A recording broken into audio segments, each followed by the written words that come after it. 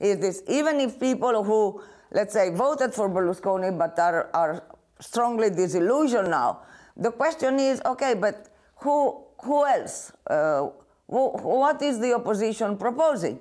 And in fact, this is the weakness of the situation and of the system. And the weakness is that my country is totally paralyzed. We have a bad government, the opposition is totally fragmented, and the institutions have been totally emptied from the inside. The parliament is a parliament of people who are nominated and not elected.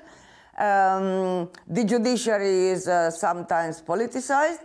And so I think we are really in a crisis of a democratic system. And that began, well, tens of years ago.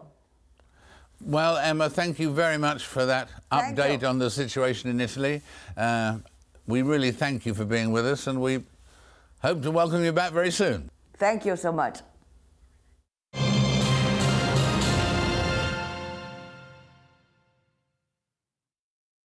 Business Latest is brought to you by Catalum, the most efficient and environmentally friendly aluminium smelter.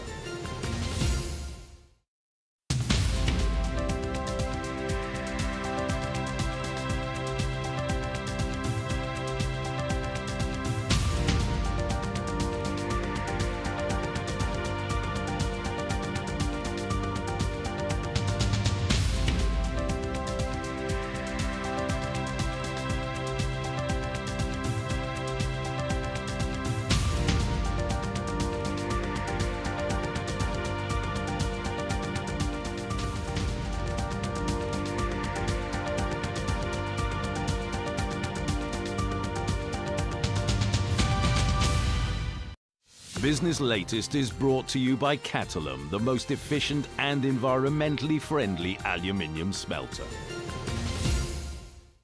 All the news, all the time. AlJazeera.net/English. To invest in a country that offers 100% and more tax deductions on R&D expenditures, please push the button. For more power to your global business, invest in Turkey.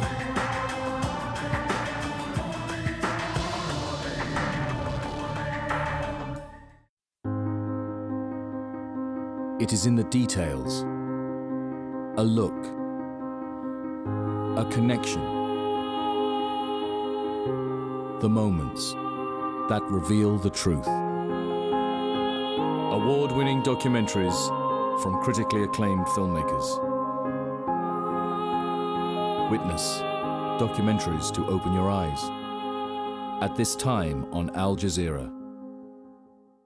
The relocation of the Ahmadiyya has magnified the issue of religious intolerance in Indonesia. Is this inevitable in a multicultural society? And is the government turning a blind eye? 101 East at this time on Al Jazeera.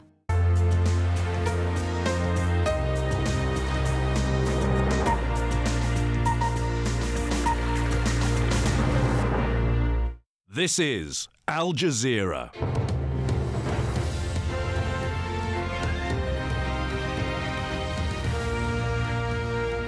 Welcome to the News Hour, live from Doha. I'm Imran Garda from Al Jazeera News Centers here in Doha, Washington and London.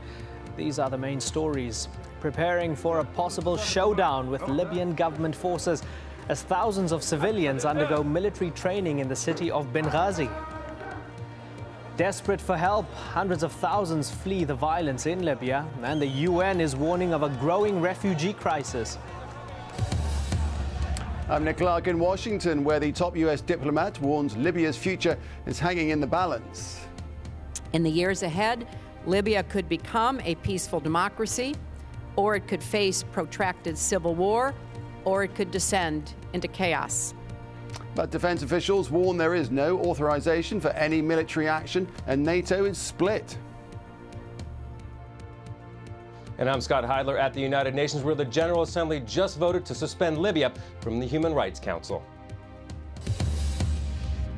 And in London, I'm Felicity Barr with the latest from Europe, including... Our job is to try and look round the corner and plan for every eventuality. Military build-up in the Mediterranean as Western leaders consider possible moves against Gaddafi. And I'm Alan Fisher in London. Britain and other countries are deciding what they're going to do next to help the people of Libya and whether that means military action.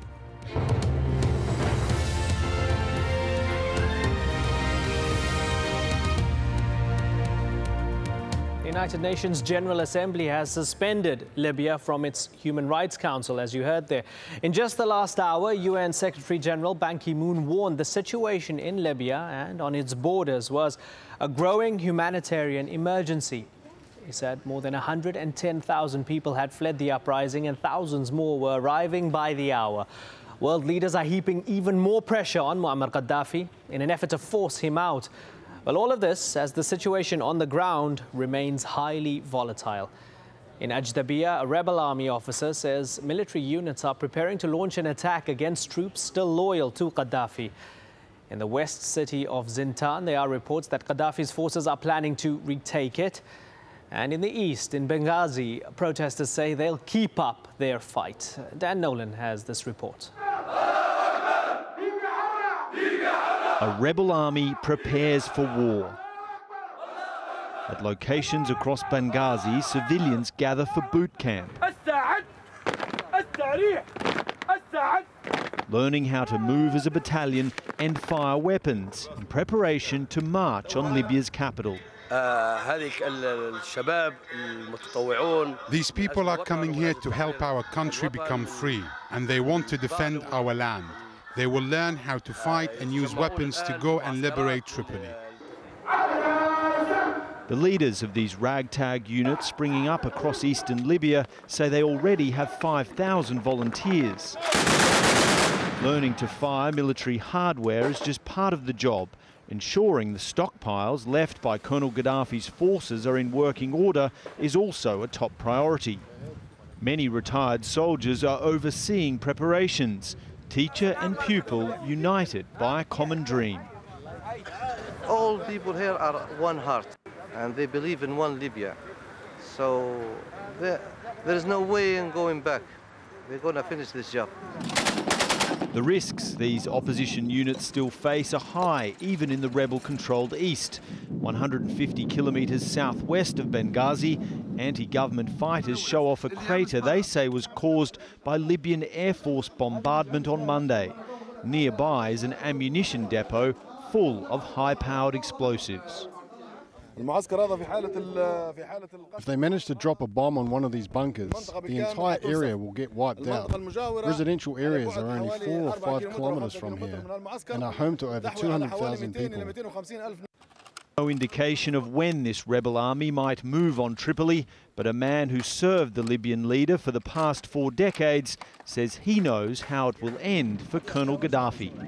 The end will be either committing suicide, which is unlikely as suicide is a sin in Islam, or he may go out with his weapon for others to kill him, he and his rifle in a bloody, fatal